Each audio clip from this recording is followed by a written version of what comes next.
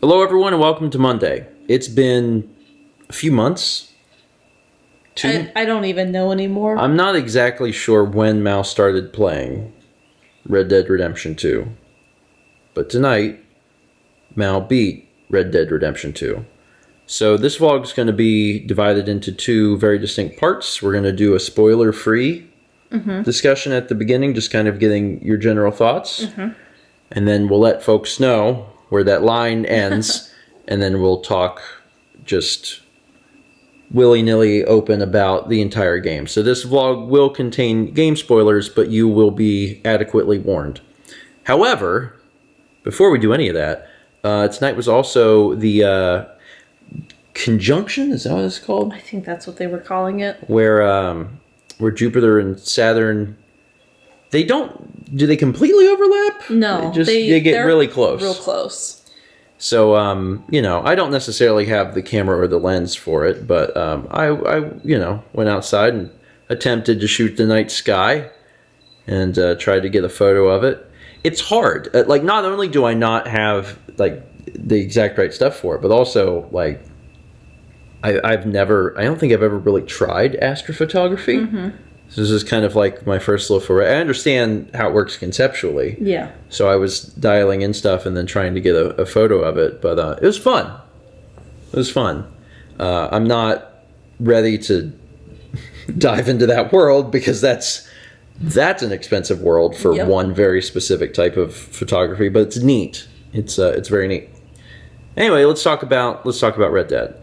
So this first part, completely spoiler-free. What is having just finished the game, I'd say not too long ago, but the credits are like an hour. So we watched like an hour of credits. So having finished that, what's your gut reaction from experiencing the game? I really liked it. Yeah. I feel like when I started it, the first chapter, I was super confused about who was who and what was going on. They just kind of throw you into things. Yeah.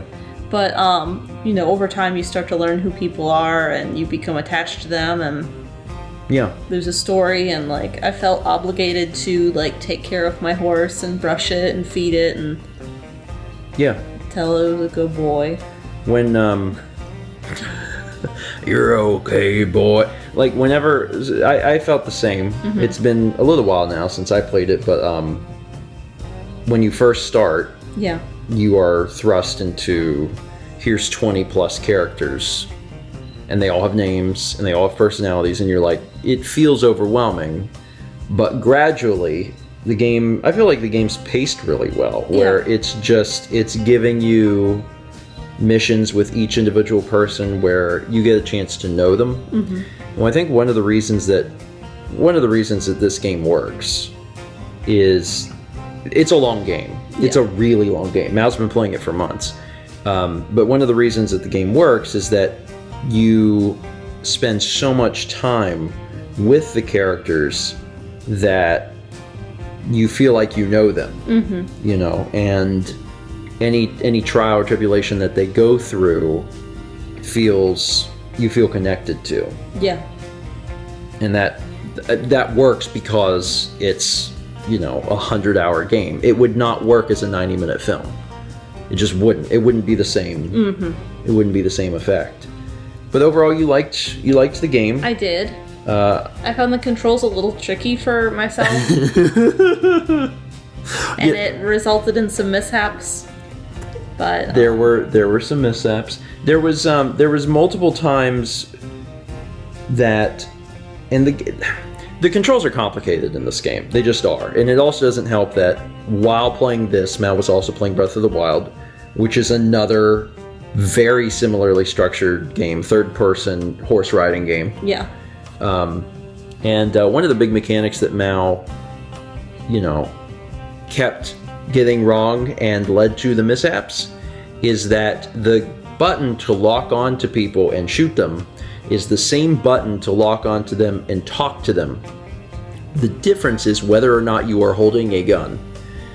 And if you do not remember that you are holding a gun, you don't talk to people, you hold them at gunpoint. And that actually led to some hilarity throughout the entire thing where, someone would be like, "Thank you for saving," and then you just immediately, like, you still have the gun in your hand, so you're like, "You're welcome," and they're freaked out. So it's the controls are complicated, far more complicated than Breath of the Wild, I think. Yeah. But you did it. Yeah. You beat it. I did. And actually, unlike my playthrough, where there was more than one horse, Mallory actually kept her horse alive throughout the entire game, which was... I was a little surprised. But good job. Thanks. You did really good. So, before we get into the spoiler part, overall, like, it's a game that you would recommend to folks? Specific people. Yeah. I liked it. I liked the world, the characters. Yeah. I just don't know. Because of the control scheme, I guess, if everyone would enjoy that. Yeah. It's a little... It's forgiving, though. One of the things that you didn't do is if you continually fail a section, it allows you to just skip it, which is a nice little accessibility thing. I mean, whenever I would die because I wasn't paying attention to my cores or my ring or that part, I still am confused. Mal has finished the game and still doesn't understand how the health system works, which is ultimately probably a failure on part of the game. Yeah. Like, the game just did not but explain whenever itself I would well enough. Die, which was frequently, more frequently than I think Steven would want me to. It's fine. It was forgiving, though. It was just like, oh, let's take some of your money. Here you go. Try again. Be like, okay, thanks. Yeah. The health system in the game is a little weird. You've got a core, and you have a ring. The ring is your health. The core dictates how quickly that ring replenishes. See, I thought it was opposite. Oh my god. Okay, well... And, like, if you use up the ring, then whatever your core is, like, that is, like, the last bit of health you have. But, like, if you have, a full core, your ring will refill pretty quick. If you have a half core, it'll be half as quick. But the fact that you finish the game, you put in tens of hours, if not 100 hours, and you still don't know, means that the game did not ever do a great job of explaining that. Anyway, so I feel pretty certain at this point we could move into talking about some of the other stuff. The spoilery stuff. So this is it. At this point, we are discussing spoilers. In fact, I'm going to put a little red bar at the bottom that says spoilers. So if anyone accidentally clicked ahead, they'll even know. They'll have a visual warning that we're discussing the spoilers. So yeah, if you don't want to hear spoilers, this is the time to leave. And if you haven't played the game and you're thinking about playing it, I would urge you to play it, to experience it. If you want to watch a Let's Play of it, I've done a full one. I cover every I think just about or every single mission in the game. I tried to be as thorough as possible, so you can watch that. But this is your final chance. Okay. So, how did you feel about the ending? And when I say ending, what I'm really getting at is multiple things, because like the game ends once. Yeah. And I think that's probably worth discussing at least a little bit on its own, because Arthur is a great character. Yeah, he is. I mean, just a really, really great character. You like, even as he's playing the bad guy role, like you like him at the beginning. Yeah. And then as this stuff happens to him and you see him change in the later chapters, then you fall even more in love with him. Yeah. So like, I really liked his character a lot. Yeah, he's just really, really strong character. What was it like? I mean, I was there. I was watching you play. I watched Mal play the entire game. But like, what was it like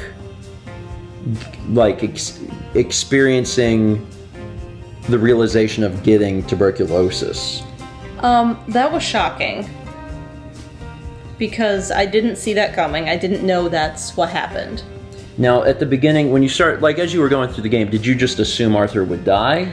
Yeah, and I mean, I analyze things, and I do that when I read and watch movies and everything. Mm-hmm. I'm like, as a writer, what would it make sense? Where would I take this story? Yeah. And the only outcome I could see was Arthur was going to die. I didn't know if it would be, would he get caught and he had a bounty on his head that's told early on. Like, would he get hung? Would he just die in a shootout? Would there be some sort of, like, him trading his life for someone else? I did not see tuberculosis in that list of options I saw him dying from. Yeah, and it's actually really well written. Mm-hmm. Because all of those things that you describe, you kind of assume, and as you play through even early in the game, your experience, like, I mean, other gang members are dying. You see how dangerous the life they live is, and you know that the writing's on the wall. Yeah. The game is very different if you're coming at it from Red Dead 1. Like, if you've already played Red Dead 1, and you go into this, then you kind of have an understanding of, like, how things are going to end up, so it's just, like, seeing that. Mm-hmm. Mal did not play Red Dead Redemption 1, and I played it a long time ago, and Mal watched me play some of it, but it's been so long she didn't remember, so she really went into this without understanding, like, where things ultimately, like, wind up, which is the better way of experiencing it, I think. I really, truly believe that it's better to play Red Dead Redemption 2 and then 1 if you want to continue to, like, experience it. Yeah. That's what I think.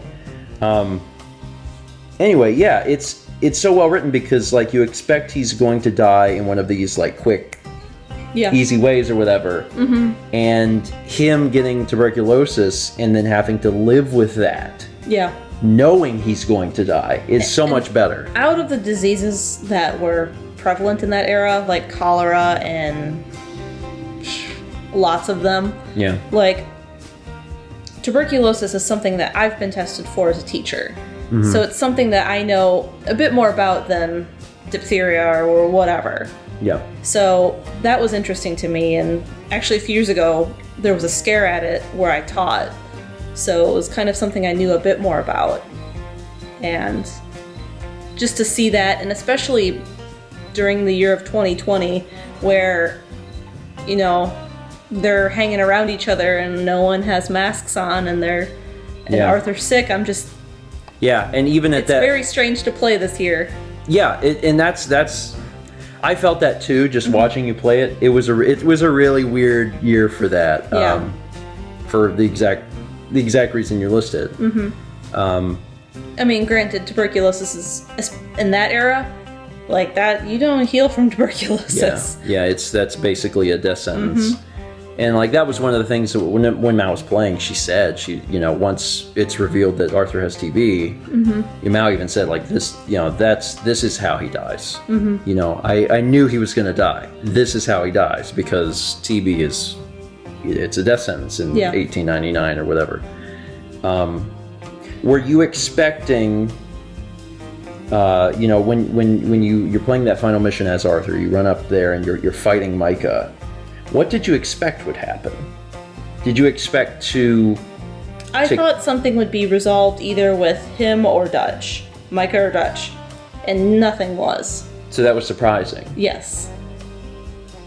At that moment, was it then less surprising that you took on John's shoot? Yeah, that was. Mm-hmm. Okay. Yeah. And the whole epilogue is longer than you think. Yeah, it is. When it comes up and it says Epilogue Part 1, and you're like, Part 1? What am I in for? How do you feel John compares to Arthur? He doesn't have the same charisma. And like, you notice that you're riding around, and I always greeted people as Arthur, and the way John addresses people in that same manner, it's just like, hey. Yeah. And Arthur was like, hey, partner. So it was very different. You can see he's a very different person. Yeah. And he feels younger. I mean, I suppose he is, but less worldly, less sociable. and like some of that comes from playing through the entire game and playing the missions and like getting a chance to know these characters. And then, I mean, some of it just comes from being able to play John and interact with the world through his eyes. And he's completely different, whereas Arthur felt, you know, by the time he died, Arthur felt wise in a way. John still seems young. Yeah. And, you know, wet behind the ears. And in some of the final missions where Arthur is telling John, like, you know, you need to get out of here. This is ending. You have a family. And Go and don't look back. Yeah, and John is still kind of like, well, what do you mean? And Arthur is like by that point it's hit Arthur like, I am dying. You have to get out of here. And yeah, that was all real good. So it's been really fun to watch Matt play this, because I've been taken back to like what was honestly probably one of my favorite games I've ever played. Yeah. So it was fun to see, you know, Matt experience it. Any notable things in the world that resonated with you, like just there's riding two around? Things. Yeah. I read a lot of like frontier books as a kid. I read all of Laura Ingalls' books, like every one of Laura Ingalls' books, and I actually reread them like about 3 years ago. So, I mean, that's not the only frontier books I had read. So that was something like that sort of era and lifestyle was something that I knew a bit about and really liked. Also, is she not from like Wisconsin or something? Originally, yeah. Okay, so that's part of it too, probably. Why I read them?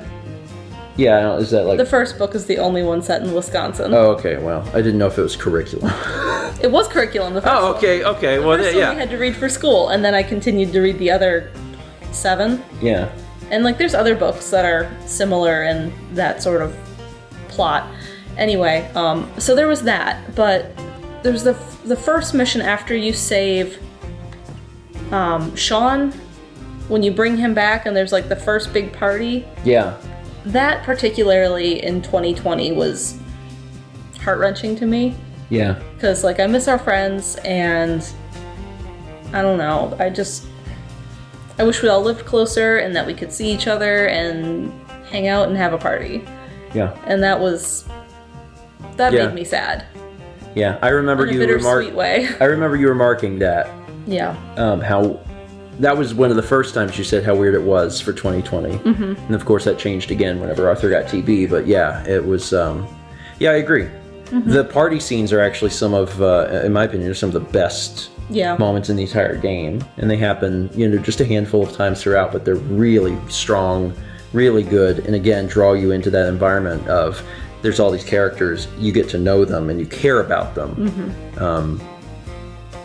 Yeah, I mean, seeing things like the history of like places and how buildings were built, and like Saint Denis obviously based off of New Orleans. Yeah. And like seeing it, I'm sure they researched a ton to put it in that era, and like the first time I saw power lines and like electric lights, I was like, man, these were a new thing, especially for some people who have like lived out on the west side and didn't have the stuff that the east side of the US had as early. So like that was kind of neat to experience that and think, oh, this is a new thing, like electricity, wow. Yeah. So one of the things that I was excited about for you to experience whenever you were, you know, getting ready to play this, and correct me if I'm wrong, I think it was your favorite part of the entire game, was the journal. Oh yeah, I loved the journal. Because, you know, Mal keeps a journal on her own, and the fact that Arthur and then later John are constantly writing down what they see, what they find, doing little doodles, and it's really interesting depending on who you're using, how the handwriting and the drawings change. And what's neat is that if you skip stuff as Arthur, you can see it as John, and all the drawings and the handwriting and stuff are different, and what they write is different. Yeah. But yeah, I knew you would love that part. I did. And every single time Mal turned on the game, I started by looking at, because I would start the game, look at the journal to remind myself what had happened, and then I would play, and then I would save and end. And then the next time I would basically review what I had done in the journal. Yeah. So that was a nice touch to be like, oh yeah, I did this, and oh yeah, I ran into that person. Yeah, it's I enjoyed that part of the game, but when I was originally playing it, when I was doing the Let's Play back in 2018 or whatever, I remember thinking of that, being like, oh man, Mal really get a kick out of this part, and you did. So having now played through the entire game, gotten to the true ending, the epilogue ending, any interesting notes on that? I mean, getting a chance to see Micah, were you surprised at all to see Dutch? I was expecting, because I know they were going after Micah when Sadie starts mentioning it. She's like, I'm going to find him. I heard he might be here. I'm going to go look into it. I'll get back to you. Yeah. And I was like, okay, well, it's going to end with Micah. And I was like, I guess, and I'm just trying to think ahead, like, okay, well, if I was the writer, then maybe Dutch is in the first game, because that's the stuff that happens after. So I was like, maybe he'll come back. Maybe we just won't see him, and that'll be that. And then, we go after Micah, and I'm like, yep, this is it. And then, that final scene where Dutch walks out of the door, and I'm like, oh. It's such a... There's a lot of really strong beats throughout the entire epilogue. That one is really good because, you become a ranch hand. You're trying to get your life back on track. You're trying to keep your wife and kid around this time. Yeah. And, you have these old things that haunt you that you feel compelled to do. And you've got these two previous gang members, Sadie and Charles, that are like raring to go and to like take him out. And that final mission is so energetic because it's got a music track that's only in that final mission, American Venom, and everything's like pumped up, and you're going up into Mount Hagen, which you don't go otherwise. Yeah. Like Mount Hagen is just for this final mission, and it's real good. That moment where Dutch comes out and speaks to you like he has always spoken to you. Hello, son. Like, it's real good. And it makes me wonder about, like, his thought process after. Because, I mean, it's revealed at the end of the actual story that, Micah's the one that went to the Pinkertons and made a deal with them. Yeah. And, I mean, Dutch knows that the Pinkertons tried to approach Arthur for the same thing. Yeah. And Arthur turned him down and then went straight to Dutch. Yeah. So, like, what happened between that reveal that Dutch heard about it and knew Arthur had been loyal, but then he still ended up with Micah. Yeah. So, like, all of that I don't know. And then also, is that why he shot Micah? Yeah. Because he, it's throughout near the end of the chapters where Arthur and John keep having these conversations, and then with Charles sometimes too, about like, is Dutch revealing who he's just always been? Yeah. He's just trying to get ahead, It's a complicated game with a lot of complicated characters. I mean, people complicated are relationships. Yeah. And I think that's what I enjoyed about it. It's not a black and white game. Yeah. It's super gray. Yeah. There's a lot of ambiguity to the moral compass of all of these people. All of them. Mm-hmm. All of them.